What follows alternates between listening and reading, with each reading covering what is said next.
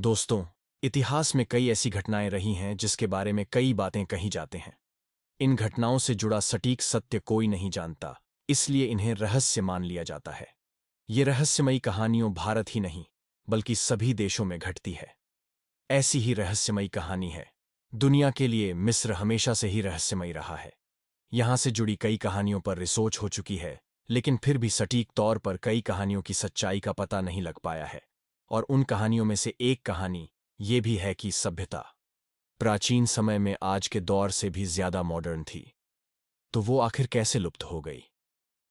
आज के वीडियो में हम आपको मास्टर और उसके पिरामिड में दफन उन रहस्यों के बारे में बताने जा रहे हैं जो आज हमारे प्लेनेट के पूरे इतिहास को ही चुनौती दे रहे हैं। दोस्तों, इस रहस्यमयी सफर की शुरुआत करने से पहले आपसे रिक्वेस्ट है कि हमारे चैनल को सब्सक्राइब करके बेल आइकॉन को जरूर ऑन कर ले। दोस्तों, यूं तो इन ग्रेट पिरामिड्स को बनाना अपने आप में ही एक बहुत बड़े उपलब्ध थे, लेकिन इन महान पिरामिड को बनाने में निर्माताओं के द्वारा कई अद्भुत कारनामों को अंजाम दिया गया था। दोस्तों, सबसे पहले पिरामिड के निर्माताओं ने पिरामिड के बेस के लिए 6000 हेक्टेयर की पत्थरीली जमीन को काटकर समतल किया और पिरामिड को बनाने के लिए अलग अलग आकार के पत्थरों को जोड़ना शुरू किया। एक पत्थर का भार एक कार जितना था। कई ग्रेनाइट ब्लॉक्स को 500 मील से भी ज्यादा दूरी से लाया गया था और हर ब्लॉक का वजन 12 से 70 टन के बीच था। इन ब्लॉक्स को 200 से 10 फीट की ऊंचाई पे फिक्स किया गया था, जो कि आज के समय में भी असंभव लगता है। दोस्तों, पिरामिड्स के अंदर 3 चेंबर हैं जो कि गजब की बारीकी से बनाए गए हैं।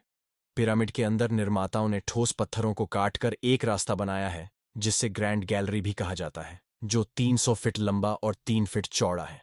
उस पिरामिड को बनाने में लगभग 23,000 से ज्यादा पत्थरों का इस्तेमाल हुआ था। शेप और साइज में ये पत्थर एक दूसरे से बिल्कुल अलग थे। ऐसे में एक्यूरेट शेप के स्ट्रक्चर को बनाना और भी ज्यादा मुश्किल हो जाता है। दोस्तों, आप बात करें पिरामिड की पोजीशन की तो आपको बता दें, पिरामिड की पोजीशन एकदम सटीक है या उत्तर दिशा में 1 डिग्री के 500 हिस्से में स्थित है। जबकि ये तकनीक हमने हाल ही में सीखी है। हमने ऐसा करना 17वीं शताब्दी में सीखा था, जबकि मिस्रवासी हमसे हजारों साल पहले इस तकनीक का इस्तेमाल कर चुके हैं। हमारी इमारतें आज भी इतनी सटीक नहीं हैं जितने सटीक मिस्र के पिरामिड हैं। दोस्तों, ग्रेट पिरामिड की मजबूती का अंदाजा आप इसी बात से लगा सकते हैं। जब 12वीं सदी में कुर्दश राजा अल अजीज और मिस्र के दूसरे अयूबिद सुल्तान ने गीसा के पिरामिड को नष्ट करने की कोशिश की थी, जिसके लिए उन्होंने अपनी पूरी सेना को पिरामिड को गिराने के काम पर लगा दिया था, लेकिन हजारों सैनिकों के दिन रात मेहनत के बावजूद वो पिरामिड को मामूली रूप से ही तोड़ पाए थे। इतिहासकार बताते हैं, ऐसा इसलिए था कि पिरामिड बहुत ज्यादा मजबूत और अत्यधिक बड़े थे, जिसके बाद चाहकर भी कुर्दश राजा अपने मंसूबों को पूरा नहीं कर सकते। दोस्तों, भले ही वो अपने मंसूबों को पूरा नहीं कर सके, लेकिन उन्होंने पिरामिड्स को कुछ ऐसे दाग जरूर दे दिए जिन्हें आज भी पिरामिड पर देखा जा सकता है। दोस्तों, पिरामिड के वास्तव में 8 सिड्स है। आपको बता दें कि 4 साइड्स के मुकाबले 8 साइड्स के पिरामिड को बनाना और भी ज्यादा जटिल हो जाता है, लेकिन पिरामिड की 8 साइड्स एक स्पेशल अगल से ही दिखाई देती है। दोस्तों, मिस्र वासियों ने पिरामिड को बहुत ही तेजी से बना लिया था। मिस्र के विशेषज्ञों का मानना है कि पिरामिड्स को बनाने में सिर्फ 23 साल ही लगे थे। लेकिन सोचने वाली बात तो ये है कि पिरामिड को बनाने में लगभग 23,000 ब्लॉक्स का इस्तेमाल हुआ था। और अगर उन्होंने 12 घंटे के शिफ्ट में साल के 365 दिन भी काम किया होगा, तो उन्हें हर पत्थर को खदान से काटने उठाने और उसे सही स्थान तक पहुंचाने में सिर्फ 2.5 मिनट का ही समय मिलेगा। दोस्तों, उस जमाने में मिस्रवासियों के पास ना तो पहिए थे और ना ही टील। ये जानकर हैरानी होती है कि पिरामिड को सिर्फ कॉपर की छेनियों, स्टोन, हैमर और रस्सियों की सहायता से ही बनाया गया था। दोस्तों, कई विशेषज्ञों ने पिरामिड के आर्किटेक्चर पे बहुत ही ध्यान से अध्ययन किया।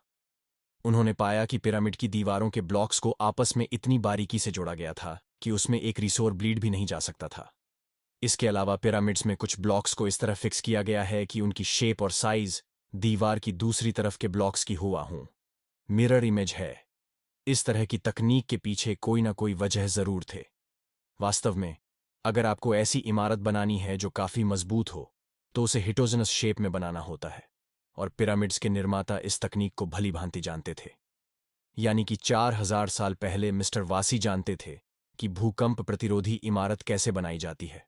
दोस्तों, प्राचीन मिस्र की लिपि को हेरोग्लिफ्स कहा जाता है, और इस इमेज में आप जो हेरोग्लिफ्स देख रहे हैं, ये अब तक के सबसे रहस्यमयी और विवादित हेरोलिज्म। इन तस्वीरों को देखने के बाद आप सोच रहे होंगे कि प्राचीन मिस्टर वासियों के पास कोई ना कोई मॉडर्न टेक्नोलॉजी जरूर रही होगी, लेकिन ऐसा कुछ भी नहीं है। वास्तव में ये तस्वीर को इंसिडेंट से बनी है।